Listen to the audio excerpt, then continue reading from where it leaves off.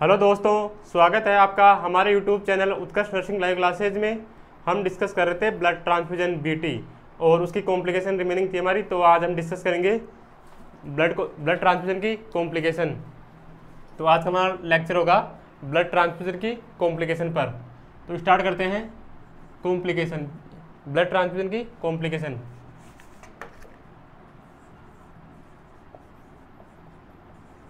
Complication of BT blood transfusion, clear है। तो सबसे पहले देखते हैं कि जो ब्लड ट्रांसफ्यूजन में कौन कौन सी कॉम्प्लिकेशन होती है। तो फर्स्ट हम डिस्कस करेंगे हीमोलाइटिक रिएक्शन। फर्स्ट है haemolytic reaction, clear. Second number पर डिस्कस करेंगे हाइपोकैल्सीमिया। सेकंड नंबर की कॉम्प्लिकेशन है हाइपोकैल्सीमिया, क्लियर। थर्ड नंबर की जो कॉम्प्लिकेशन है वो क्या है, हाइपरकैलेमिया। क्या, हाइपरकैलेमिया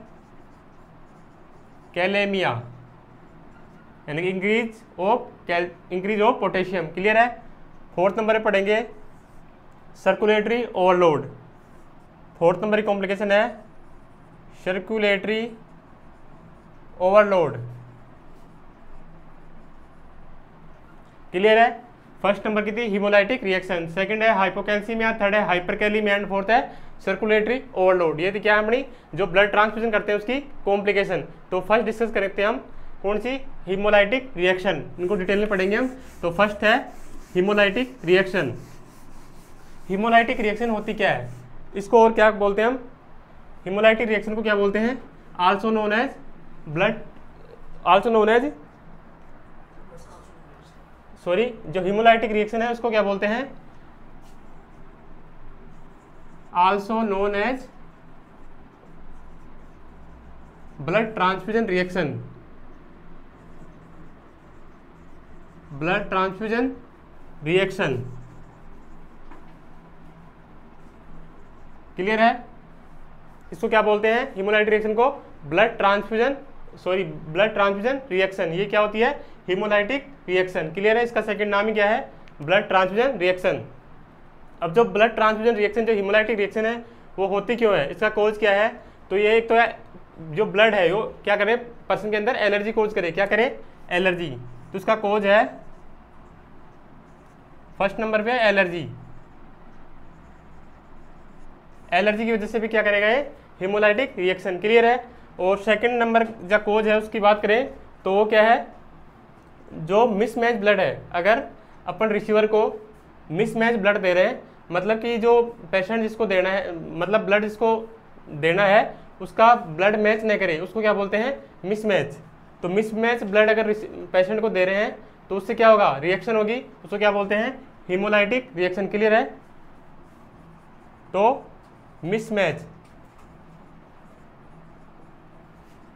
ब्लड ट्रांसफ्यूजन, अगर मिसमैच ब्लड ट्रांसफ्यूजन करेंगे तो क्या होगी, हीमोलाइटिक रिएक्शन, क्लियर है। ये था इसका कोज। अब देखेंगे तो उसके साइन सिम्टम आएंगे। अगर उसको एलर्जी कोज हो रहा है ब्लड से या फिर मिसमैच ब्लड दे रहे हैं तो उसकी वजह से जो उसके जो पर्सन के साइन सिम्टम आएंगे, अपन कैसे पहचानेंगे कि इसको ब्लड या मतलब ब्लड रिएक्शन या हीमोलाइटिक रिएक्शन हो रहा है। तो उसके साइन सिम्टम है, फर्स्ट है अगर पर्सन को एलर्जी हो रहा है या हीमोलाइटिक, तो उसके साइन सिम्टम है क्या है, उसको क्या होगी, इचिंग होगी। क्या होगी, इचिंग, क्लियर है। पर्सन को क्या होगी, इचिंग। अगर बीटी कर रहे हैं तो हमने बताया था ब्लड ट्रांसफ्यूजन में कि जो स्टार्टिंग के 15 मिनट है, बिफोर 15 मिनट है, उसमें क्या करते हैं, जो ब्लड ट्रांसफ्यूजन करते हैं वो क्या करते हैं, स्लो करते हैं। क्यों, क्योंकि अगर ब्लड ट्रांसफ्यूजन कर रहे हैं और उसको मतलब हीमोलाइटिक रिएक्शन हो रहा है तो उसका स्टार्टिंग में अपन को पता लग जाए और उसको क्या करेंगे हम, बीटी को तुरंत क्या कर देंगे, स्टॉप कर देंगे। इसलिए जो स्टार्टिंग के 15 मिनट में उसमें स्लो ब्लड ट्रांसफ्यूजन करते हैं। इसलिए पर्सन को ट्रांसफ्यूजन कर रहे हैं तो उसको अगर इचिंग हो रहा है तो अपन उसमें पता लगा सकते हैं कि पर्सन को क्या है, हीमोलाइटिक रिएक्शन हो रहा है, क्लियर है। इसके अलावा और है, उसके जो स्किन पे है वो क्या जाएंगे, रैशेज आ जाएंगे।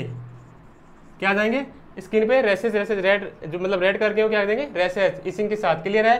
उसके अलावा और प्रश्न क्या होगा, हाइपोटेंशन हो सकता है। क्या हो सकता है, हाइपोटेंशन। क्लियर है, ये सब क्या है इसके कोज। क्लियर है, अगर पर्सन को हाइपोटेंशन हो रहा है तो भी क्या होगा उसको, हीमोलाइटिक रिएक्शन। क्लियर है, ये थे इसके कोज।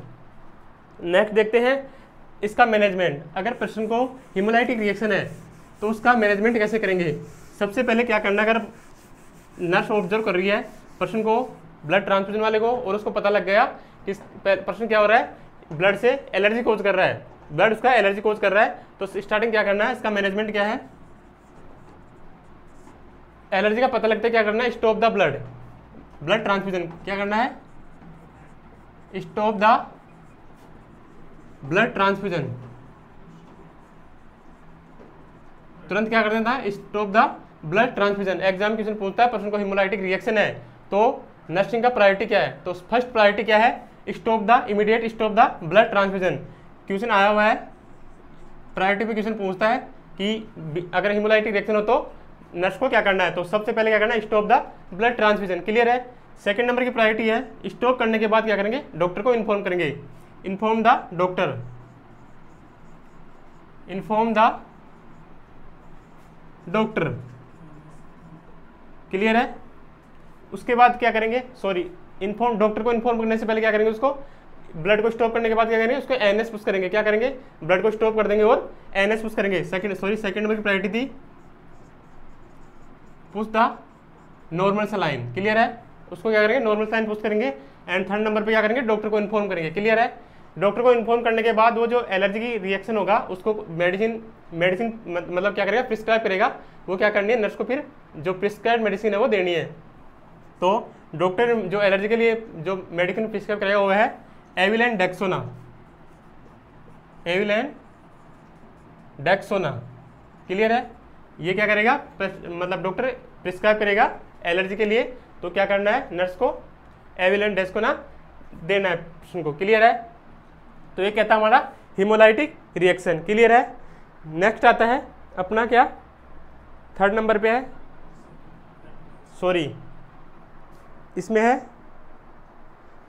सेकंड नंबर कॉम्प्लिकेशन है हाइपोकैल्सीमिया। ये क्लियर है यहाँ तक, हीमोलाइटिक रिएक्शन सेकंड नंबर पे कॉम्प्लिकेशन आती है हाइपोकैल्सीमिया। क्लियर है, अब पर्सन को अगर ब्लड ट्रांसफ्यूजन हो रहा है, बीटी हो रहा है, तो उसको हाइपोकैल्सीमिया कब होगा, सेकंड नंबर की कॉम्प्लिकेशन है हाइपोकैल्सीमिया।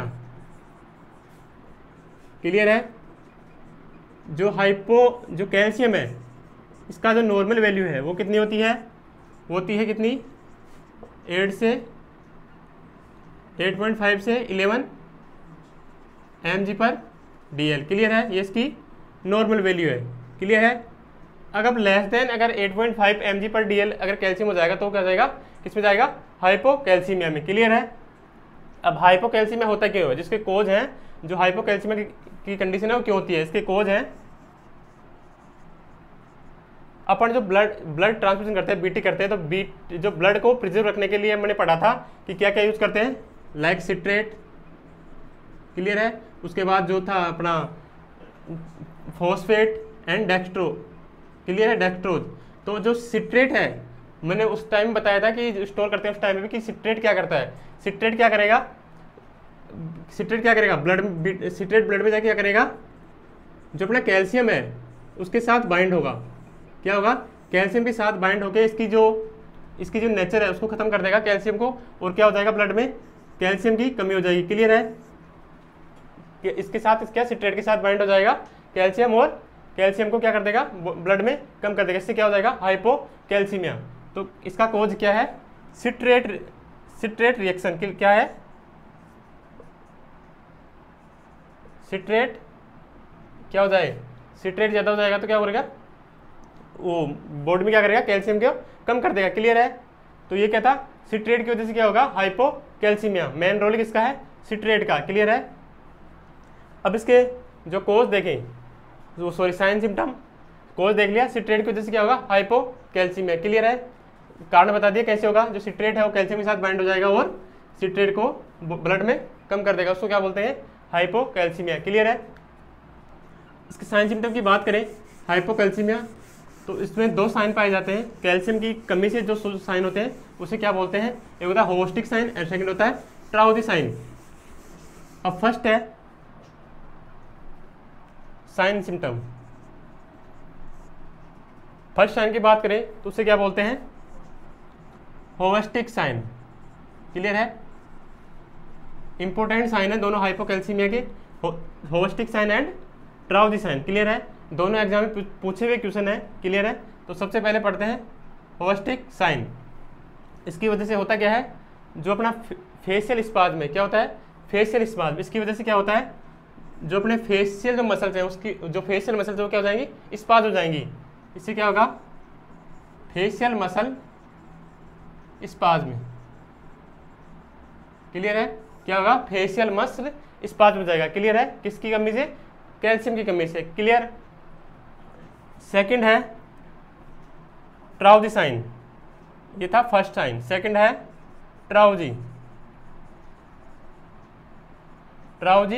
साइन। क्लियर है, ट्राउजी साइन कैसे होगा, ये भी कैल्शियम कमी से होता है, हाइपोकैल्सीमिया। अब ये कहाँ देखने को मिलता है अपने को, ये कहाँ देखने को मिलता है, ये देखने को मिलेगा कार्पल स्पाज्म मसल्स में। कौन सी में, कार्पल स्पाज्म मसल्स। जो कार्पल स्पाल मसल, अपनी जो कार्पल मसल्स है, इसमें क्या देखने को मिलेगा अपने को, मतलब स्पाज्म देखने को मिलेगा। क्लियर है, ये होता कहाँ है, फोर आर्म में। कहाँ होती है, फोर आर्म में। कहाँ पाई जाती है, फोर आर्म में। क्लियर है, ट्राउजी साइन है कार्पल, इसमें क्या होता है, कार्पल मसल्स स्पाज्म। क्लियर है, कार्पल स्पाज्म मसल्स। क्लियर है, होती कहाँ है, फोर आर्म में। इसको चेक कैसे करते हैं ट्राउजी साइन को, इसको जब ब्लड प्रेशर अपन चेक करते हैं बीपी, तो उस समय अपन जो कफ जो आर्म पे टाई करते हैं उसको उसी प्रकार चेक किए जाते हैं। जो अपना बीपी कप होता है उसको आर्म में टाई करेंगे और जो ट्राउजी साइन है उसका पता लगाएंगे। अगर बीपी कप टाइट करेंगे तो उससे क्या होगा, जो अपनी जो मसल्स है, फोर आर्म की मसल्स है, कार्पल स्पाज्म मसल, उसकी वजह से क्या होगा, जो कार्पल स्पाज्म मसल वो क्या हो जाएगी, कार्पल मसल क्या होगी, स्पाज्म हो जाएगी। इसको क्या बोलते हैं, ट्राउजी साइन। क्लियर है, तो ये था अपना हाइपोकैल्सीमिया क्या था, साइन सिम्टम। दो साइन है, होस्टिक साइन एंड है ट्राउजी साइन, दोनों इंपॉर्टेंट है। क्लियर है, ये कहाँ पे होता है, फेशियल में। और सेकंड ये क्या होता है, कार्पल स्पाल मसल में। क्लियर है, अब इसकी मैनेजमेंट की बात करें, अगर हाइपोकैल्सीमिया है तो नर्स क्या करेगी, फर्स्ट क्या करेगी, स्लो द ब्लड ट्रांसफ्यूजन। और हेमोलाइटिक रेस में क्या करते हैं, stop the blood transfusion. Clear है, तो याद रखना है मैनेजमेंट, यहाँ से क्वेश्चन पूछता है मैनेजमेंट से, मतलब प्रायोरिटी बेसिस क्यूज। तो फर्स्ट क्या करेंगे, इसको slow the blood transfusion, short में लिख रहा हूँ BT, slow the blood transfusion. Stop नहीं करना है, क्या करना है, स्लो। पहले हमने देखा था क्या, हेमोलाइटिक रिएक्शन में, उसमें क्या करना है अपने को, जो ब्लड ट्रांसफ्यूजन उसको क्या कर देना है, स्टॉप कर देना, क्योंकि उसमें एलर्जी कोज कर रहा था, उसकी वजह से पेशेंट की डेथ भी हो सकती है, इसलिए उसको तुरंत क्या करना है, स्टॉप करना है। और जो हाइपोकैल्सीमिया है इसमें क्या करेंगे, स्लो द ब्लड ट्रांसफ्यूजन। उसके बाद स्लो करने के बाद क्या करेंगे, डॉक्टर को इन्फॉर्म करेंगे। क्या करेंगे, इन्फॉर्म द डॉक्टर को इन्फॉर्म करेंगे। उसके बाद जो वो मेडिसिन प्रिस्क्राइब करेगा तो वो क्या करना है, पेशेंट को देना है।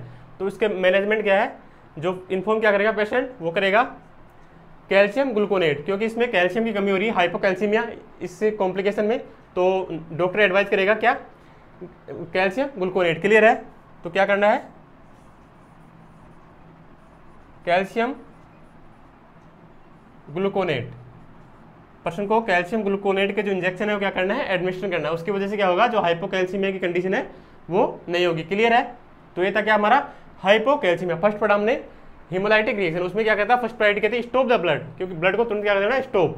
सेकंड है हाइपोकैल्सीमिया की फर्स्ट प्रायोरिटी क्या अपनी, उसमें क्या है, सबसे पहले क्या करना है, स्लो द ब्लड ट्रांसफ्यूजन क्या करना है, स्लो, स्टॉप नहीं करना है। सेकंड पे डॉक्टर को इन्फॉर्म करना है। हेमोलाइटिक रिएक्शन में क्या था, सेकंड नंबर पे NH पुश करना था, थर्ड नंबर पे डॉक्टर को इन्फॉर्म करना था। क्लियर है, फोर्थ नंबर पे उसमें वही था मैनेजमेंट, एवेलेंट डॉक्टर ने दिया था, इसी में उसी प्रकार जो मैनेजमेंट है, डॉक्टर ने इन्फॉर्म किया मेडिसिन कौन सी, कैल्शियम ग्लूकोनेट। क्लियर है यहाँ तक, ये यहाँ पर क्लियर है hypocalcaemia.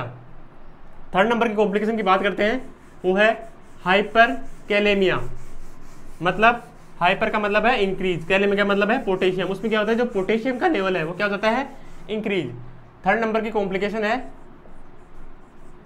Hyper kalaemia. Hyperkalemia clear है,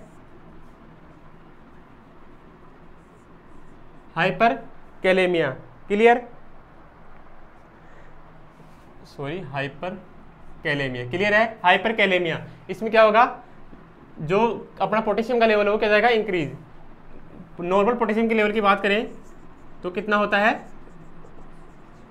3.5 to 5.1 milliequivalent per litre clear है। इसकी वैल्यू ध्यान होना चाहिए कि जो पोटेशियम उसकी वैल्यू क्या होती है 3.5 to 5.1 milliequivalent per litre. ये भी एग्जाम में क्वेश्चन पूछा हुआ है वैल्यू, इसकी वैल्यू देके, और वहाँ वैल्यू तो नॉर्मल मिलेगी आपको 2 या 3 ऑप्शन में। जो इसकी यूनिट है मिली इक्विवेलेंट पर लीटर की जगह आपको दे देगा mg पर dl, कुछ भी दे देगा और पूछेगा कि इसकी वैल्यू क्या है। तो यूनिट ध्यान रखना है, इसकी क्या होती है 3.5 to 5.1 milliequivalent per litre clear यहाँ तक। अब जो हाइपर कैलेमिया होगा, वो कब होगा, जब मोर देन 5.1 हो जाएगा किसका, कैल्शियम पोटेशियम का लेवल, तो क्या हो जाएगा उसको, पेशेंट को हाइपर कैलेमिया क्लियर है। अब होता कब है हाइपर कैलेमिया, मतलब कि जो पोटेशियम की वैल्यू है वो ब्लड में कब बढ़ेगी, ब्लड ट्रांसफ्यूजन के दौरान। तो इसका कोज है जब जो ब्लड ट्रांसफ्यूजन करते हैं, तो हमने बताया था कि जो ब्लड ट्रांसफ्यूजन करने से पहले सबसे पहले क्या देखते हैं, उसका एक्सपायरी डेट, यानी कि उसकी एक्सपायरी डेट क्या है। तो अगर अपन ने ओल्ड ब्लड ट्रांसफ्यूजन किया, तो उसकी वजह से क्या होगा, जो आरबीसी है वो डेड हो जाएगी, और उसकी वजह से क्या देखने को मिलेगा आपको, हाइपर कैलेमिया क्लियर। तो इसका कोज क्या है, ओल्ड ब्लड ट्रांसफ्यूजन क्लियर है, ओल्ड ब्लड ट्रांसफ्यूजन की वजह से क्या होगा, आपको क्या देखने को मिलेगा, पर्सन के ब्लड में हाइपर कैलेमिया क्लियर है यहाँ तक। उसके बाद साइन सिम्टम की बात करते हैं। तो पर्सन को अगर हाइपर कैलेमिया है तो पर्सन के साइन सिम्टम क्या होंगे, उसके साइन होगा जो पर्सन की मसल्स है वो क्या हो जाएगी, वीकनेस। साइन सिम्टम की बात करें तो फर्स्ट क्या हो जाएगा, उसकी मसल्स क्या हो जाएंगी, मसल्स वीकनेस क्लियर है, मसल्स क्या हो जाएंगी, उसकी वीकनेस क्लियर। उसके बाद जो पर्सन है उसको क्या हो जाएगा, जो मसल्स हैं जैसे एब्डोमिनल की मसल्स, उसमें क्या हो जाएंगे, क्रैम्प आने लग जाएंगे। क्या हो जाएंगे, जैसे एब्डोमिनल की मसल्स है उसमें क्या हो जाएंगे, क्रैम्प, एब्डोमिनल मसल्स क्रैम्प, क्या हो जाएंगे, एब्डोमिनल मसल्स क्रैम्प्स। मैंने बताया कि मसल्स क्या हो जाएगी, वीकनेस, उसकी वजह से जो अपनी एब्डोमिनल की मसल्स है उसमें क्या हो जाएंगे, क्रैम्प्स। और क्या हो सकता है, डायरिया, हाइपर कैलेमिया की वजह से क्या हो सकता है, डायरिया, क्या हो जाएगा, डायरिया क्लियर है। तो ये कहते हैं इसके साइन सिम्टम, हाइपर कैलेमिया है उसके क्या है, साइन सिम्टम। मसल्स क्या हो जाएगी, वीकनेस, उसकी वजह से जो एब्डोमेन मसल्स वगैरह उसमें क्या हो जाएगा, मसल्स क्रैम्प आने शुरू हो जाएंगे, और क्या होगा, डायरिया भी पर्सन को हो सकता है क्लियर है। ये कहते हैं इसके साइन सिम्टम। नेक्स्ट है इसका मैनेजमेंट में क्या करना है इसको, सबसे पहले वही है जो हाइपोकैल्सीमिया में था, सबसे पहले क्या करना है, स्लो द ब्लड ट्रांसफ्यूजन। क्या करना है, स्लो द ब्लड ट्रांसफ्यूजन। उसका मैनेजमेंट क्या है, सबसे पहले क्या करना है, स्लो द ब्लड ट्रांसफ्यूजन को क्या करना है, स्लो करना है। उसके बाद क्या करना है, सेकंड नंबर पे इन्फॉर्म द डॉक्टर। क्या करना है, इन्फॉर्म द डॉक्टर।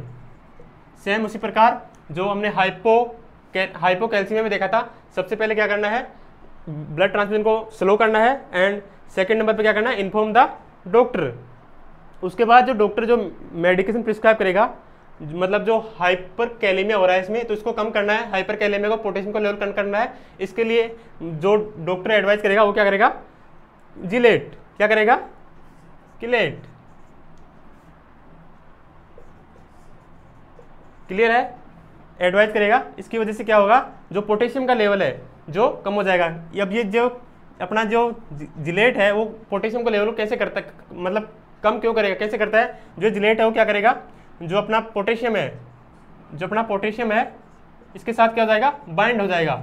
सेम जो अपना क्या था, सिट्रेट था, सिट्रियम किसके साथ बाइंड हो रहा था, कैल्शियम के साथ, वैसे ही जो जिलेट है वो किसके साथ बाइंड होगा, पोटेशियम के साथ। क्लियर है। और क्या कर देगा, जो ब्लड में जो पोटेशियम की वैल्यू है उसको कम कर देगा। क्लियर है। तो ये किसका फंक्शन था, जिलेट का। क्लियर है। इसकी वजह से जो अपना हाइपर कैलेमिया वो कैसा होगा, नॉर्मल लेवल पे आ जाएगा। क्लियर है। नेक्स्ट 4th नंबर की ये अपना क्लियर है, यहाँ तक कंप्लीट है। लास्ट कॉम्प्लिकेशन है 4th नंबर पे, वो अपनी वो क्या है, सर्कुलेटरी ओवरलोड।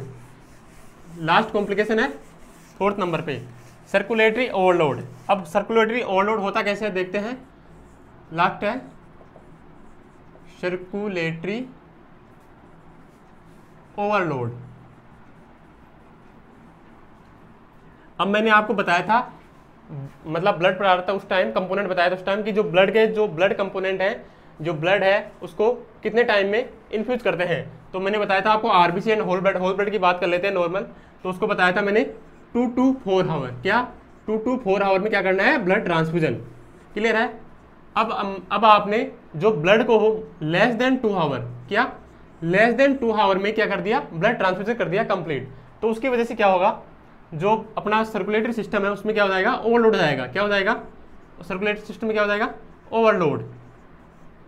और उसकी वजह से कॉम्प्लिकेशन देखने को मिलेगी, सर्कुलेटरी ओवरलोड। क्लियर है। तो अपने को ब्लड को ट्रांसफ्यूजन करने में 2 to 4 आवर का समय लगना चाहिए। क्लियर है। और अपने क्या कर दिया, लेस देन 2 आवर में ब्लड ट्रांसफ्यूजन कर दिया। उसकी वजह से क्या देखने को मिलेगा, ओवरलोड। और उसकी वजह से कॉम्प्लिकेशन मिलेगी सर्कुलेटरी ओवरलोड। सर्कुलेशन में जो ब्लड का वॉल्यूम है हो जाएगा एकदम में एक साथ क्या हो जाएगा, बढ़ जाएगा। क्लियर है। एक साथ बढ़ जाएगा तो क्या हो जाएगा, सर्कुलेटरी ओवरलोड। तो क्लियर। तो इसका कॉज क्या हुआ, मतलब क्या हुआ, blood transfusion less than 2 hour. Less than 2 hour में ब्लड ट्रांसफ्यूजन कर देंगे तो क्या हो जाएगा, सर्कुलेटरी ओवरलोड। क्लियर है। और आपने या फिर रैपिड ब्लड ट्रांसफ्यूजन क्या किया, रैपिड ब्लड ट्रांसफ्यूजन, ये भी आ सकता है रैपिड ट्रांसफ्यूजन या लेस देन 2 आवर ऑफ, क्योंकि नॉर्मल आपको पता है 2 to 4 आवर होता है ब्लड ट्रांसफ्यूजन का टाइम। क्लियर है। उसके बाद जो साइन सिम्टम देखने को मिलेंगे आपको, वो है, ये था कोज। क्लियर है। रैपिड ब्लड ट्रांसफ्यूजन इसका क्या था, सर्कुलेटरी ओवरलोड का कोज। नेक्स्ट है इसके साइन सिम्टम। अगर सर्कुलेटरी ओवरलोड हो रहा है तो इसकी वजह से क्या देखने को मिलेगा। क्लियर है। सर्कुलेटरी ओवरलोड होने की वजह से क्या देखने को मिलेगा, सबसे पहले है जो अपना पल्मोनरी वेन है, क्या है, पल्मोनरी वेन, उसमें क्या देखने को मिलेगा, एडिमा। क्यों, क्योंकि जब अपनी क्या है बॉडी है उसमें क्या है, जो फ्लूइड का क्या है, ओवरलोड है। क्लियर है। तो जो पल्मोनरी वेन है, पल्मोनरी वेन, इसमें क्या देखने को मिलेगा, एडिमा। क्लियर। नेक्स्ट है जो अपना इसमें क्या देखने को मिला, एडिमा। इसकी वजह से क्या होगा, एडिमा देखने को मिलेगा, डिसअपनिया देखने को मिलेगा। क्या देखने को मिलेगा, सॉरी डिस्निया। क्या देखने को मिलेगा, डिस्निया। क्लियर है।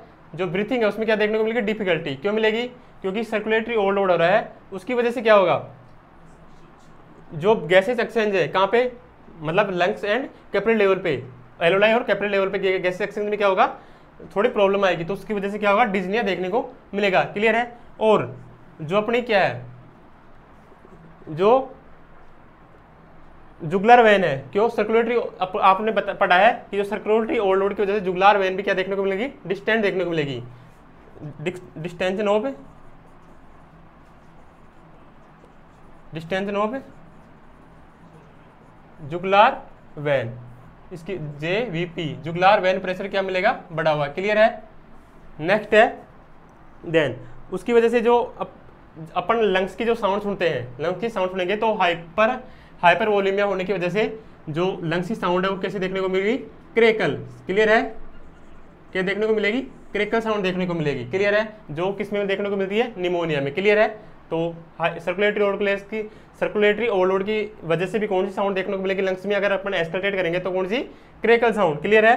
कौन सी साउंड देखने को मिलेगी, क्रेकल साउंड। क्लियर है। क्रेकल साउंड देखने को मिलेगी। क्लियर है। ये थे इसके साइन सिम्टम सर्कुलेटरी ओवरलोड के। क्लियर। नेक्स्ट बात करें इसके मैनेजमेंट की, नेक्स्ट बात करें मैनेजमेंट की, तो इसका मैनेजमेंट क्या होगा? सबसे पहले वो क्या करना है? Slow the blood transfusion, blood transfusion को क्या करना है? स्लो करना है। सर्कुलेटरी ओवरलोड का मैनेजमेंट, फर्स्ट क्या करना है? Slow the blood transfusion, slow the blood transfusion, clear. Next blood को ट्रांसफ्यूजन को स्लो करने के बाद नेक्स्ट की सेकंड प्रायोरिटी क्या है? उसको एक आपने पढ़ा भी क्या, उसको इसकी वजह से क्या होगा? डिस्निया देखने को मिलेगा सर्कुलेटरी ओवरलोड की वजह से। तो डिस्निया में हम पेशेंट को कौन सी पोजीशन देते हैं? आपने पढ़ा होगा फंडामेंटल में। तो डिस्निया को होने की वजह से पेशेंट को पोजीशन देते हैं फाउलर पोजीशन, कौन सी? सेकंड नंबर पे देखेंगे उसको फाउलर पोजीशन। फाउलर पोजीशन देने की वजह से क्या होगा? उसको डिस्निया में रिलीफ मिलेगा, क्लियर है। डिस्निया से उसको क्या मिलेगा? रिलीफ मिलेगा, और उसका जो ब्लड गैसेज एक्सचेंज है वो आराम से होगा, क्लियर है। तो फर्स्ट है slow the blood transfusion, then second है फाउलर पोजीशन, क्लियर है। पर्सन को फाउलर पोजीशन देंगे उसको डिजीनेस से रिलीफ मिलेगा, क्लियर है। थर्ड नंबर पे क्या करेंगे? Inform the doctor.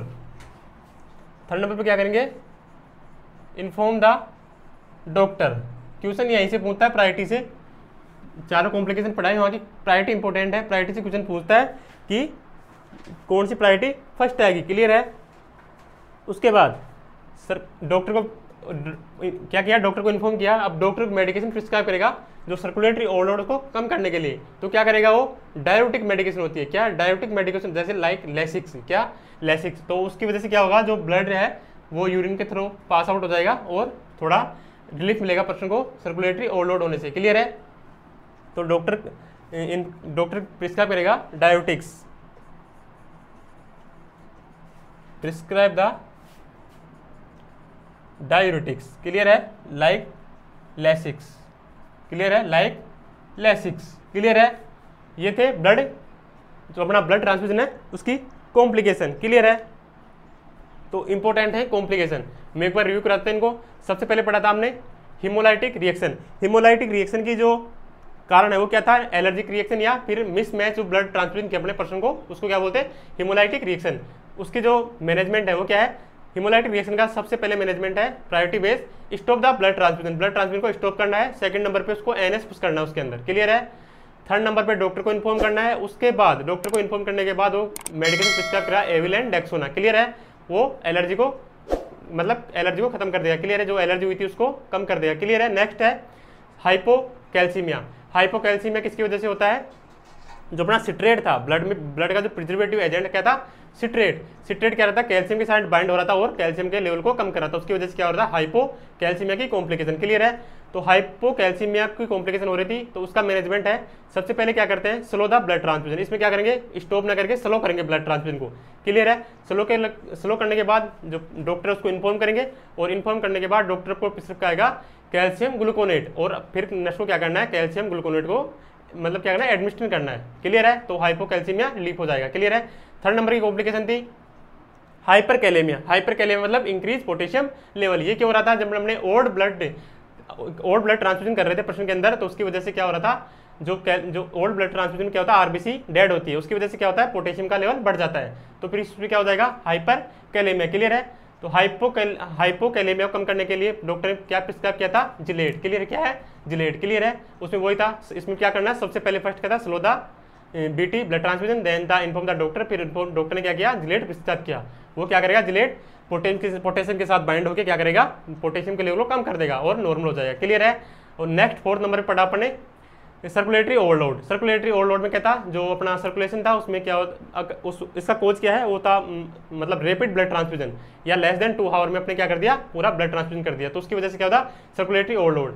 उसके जो प्रायोरिटी बेसिस है वो सबसे पहले है slow the blood transfusion, clear है, स्लो द ब्लड ट्रांसफ्यूजन। फिर था डॉक्टर को इन्फॉर्म करना है। डॉक्टर को इन्फॉर्म करने के बाद डॉक्टर मेडिसिन प्रिस्क्राइब करता है, कौन सी? लेसिक्स। वो क्या करेगा? सर्कुलेटरी जो ओवरलोड था उसको लेसिक्स से कम होगा, क्लियर है।